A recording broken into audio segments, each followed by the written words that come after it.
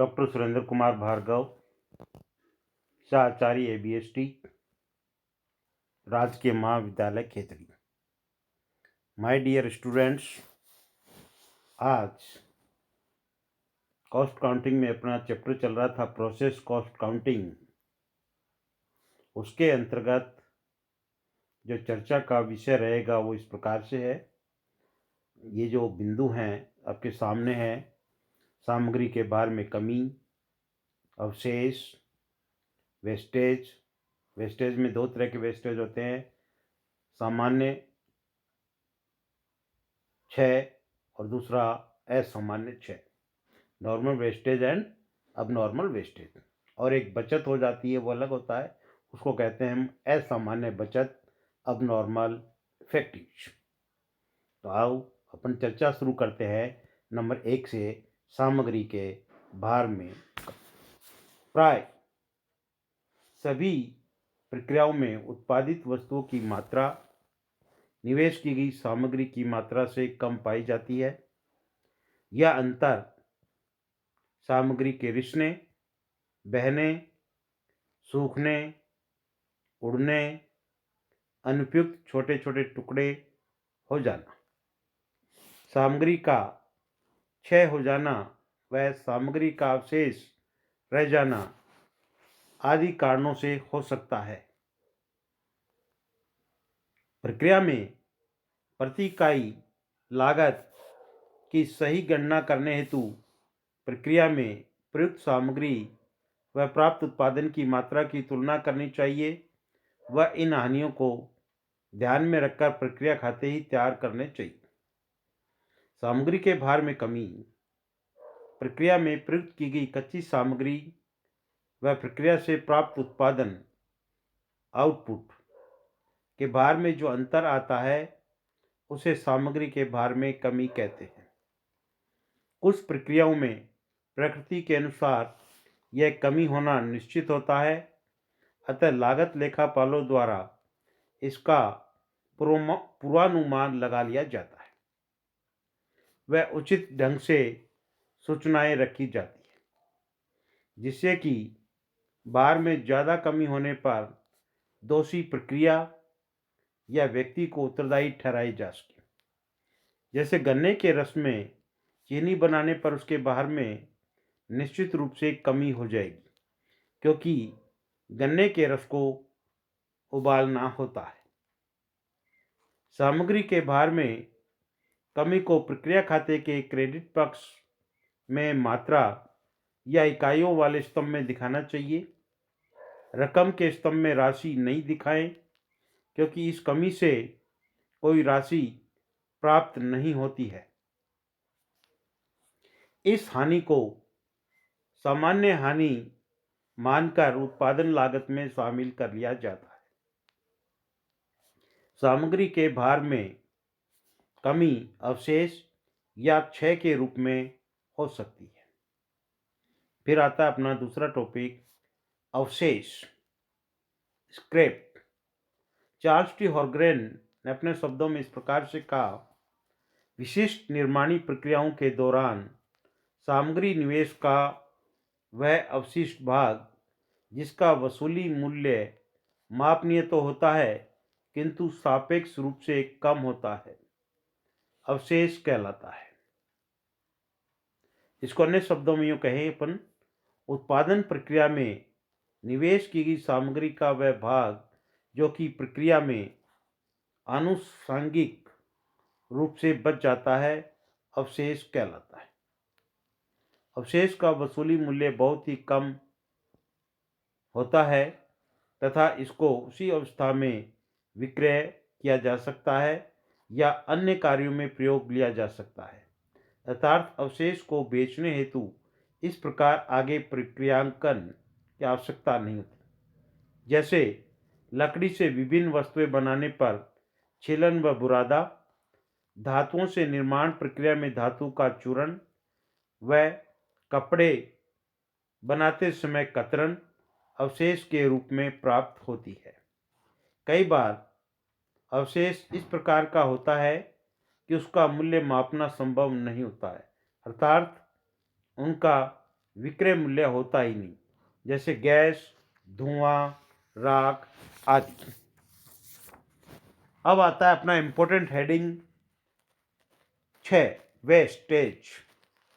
प्राय सभी उद्योगों में उत्पादन प्रक्रिया के दौरान क्षय का होना स्वाभाविक है, चाहे कार्य पूर्ण कुशलता से ही क्यों न किया जाए।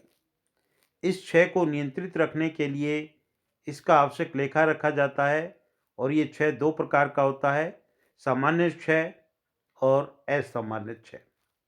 पहले लेते हैं नॉर्मल वेस्टेज, सामान्य क्षय। सामग्री की प्रकृति के कारण एवं उत्पादन प्रक्रिया में सामान्य अवस्था में व सामान्य कार्य क्षमता से कार्य करने पर जो भी क्षय होता है, सामान्य क्षय कहलाता है।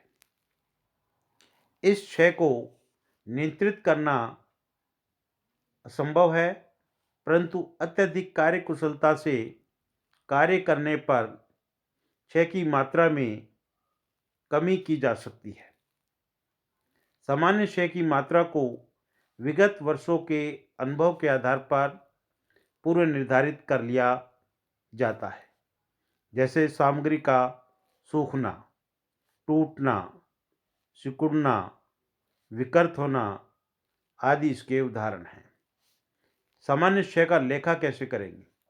सामान्य क्षय की लागत को समस्त अच्छे उत्पादन की लागत में शामिल किया जाता है, अर्थात सामान्य क्षय के रूप में होने वाली हानि सामान्य हानि है, जिससे प्रक्रिया के शेष उत्पादन की प्रति इकाई लागत बढ़ जाती है। सामान्य क्षय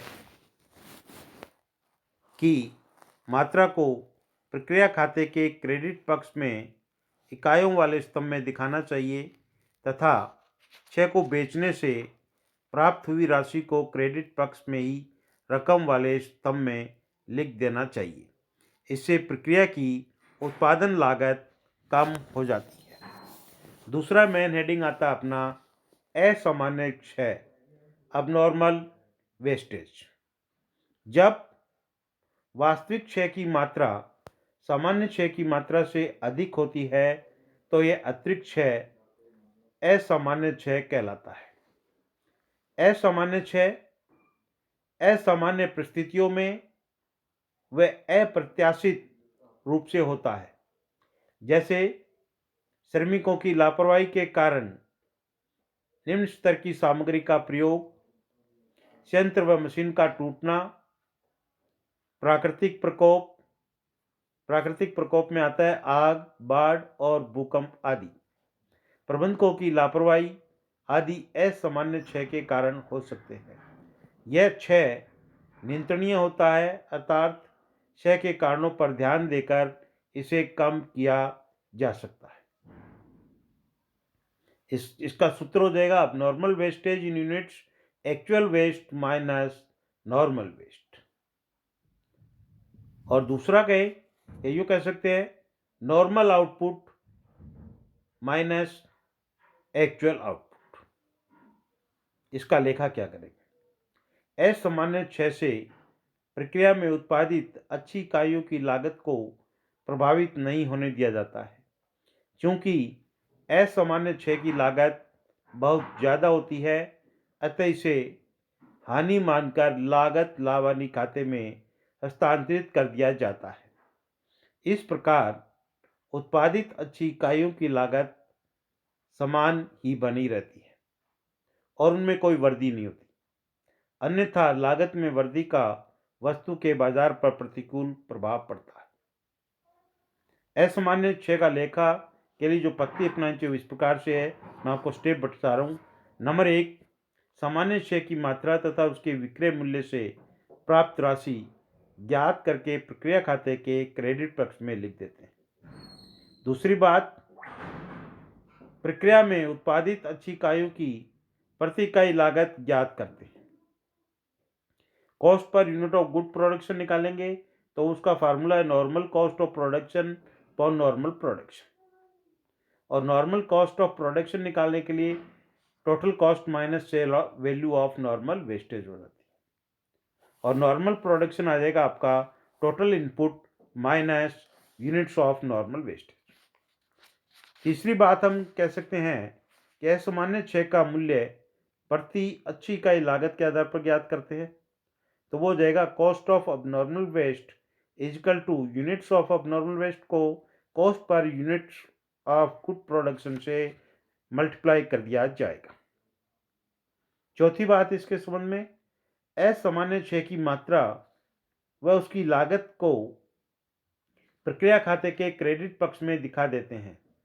इस अवस्था में ये पुष्टि की जाएगी abnormal waste count DR to process count. पांचवी बात हम कह सकते हैं, अब प्रक्रिया खाते का शेष अच्छे उत्पादन की लागत प्रदर्शित करेगा।